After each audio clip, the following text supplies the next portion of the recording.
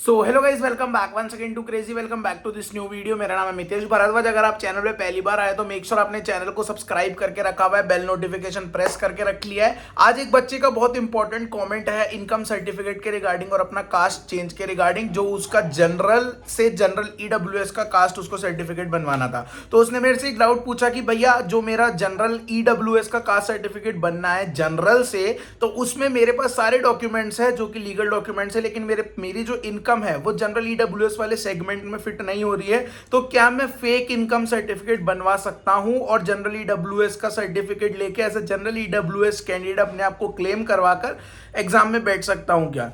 तो देखो, मैं ऐसी चीजें रिकमेंड नहीं करूंगा। जो आपकी एनुअल पेरेंटल इनकम है, अगर उसके थ्रू जो आपकी आईटीआर में इनकम है उसके थ्रू अगर आप जनरल ईडब्ल्यूएस कैटेगरी में आते हैं तो वेल एंड गुड। उसके अलावा कोई भी ऐसी फालतू की चीज अगर आप करने जा रहे हो तो it's on your own risk. ठीक है, ये आपकी खुद की रिस्क है, क्योंकि ऐसे फेक इनकम सर्टिफिकेट्स बनवाना, और अगर कहीं आपकी आईटीआर ओरिजिनल आईटीआर से क्रॉस चेक हो गया और फिगर्स मैच नहीं करे तो आप काउंसलिंग से बाहर हो सकते हो सकता है आप पे केस चले, हो सकता है आप जेई की एग्जामिनेशन से डिबार कर दिए जाए। ठीक है, कि आप अब अगले साल भी जेई नहीं दे सकते हो।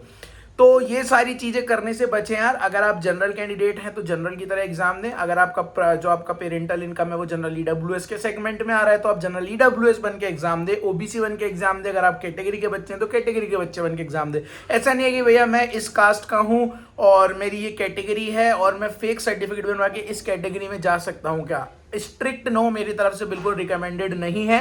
क्यों 2 4 5 10 15 नंबर के चक्कर में आप अपने कैरियर के साथ ऐसे कर रहे हो यार? तो ये सब मत करो।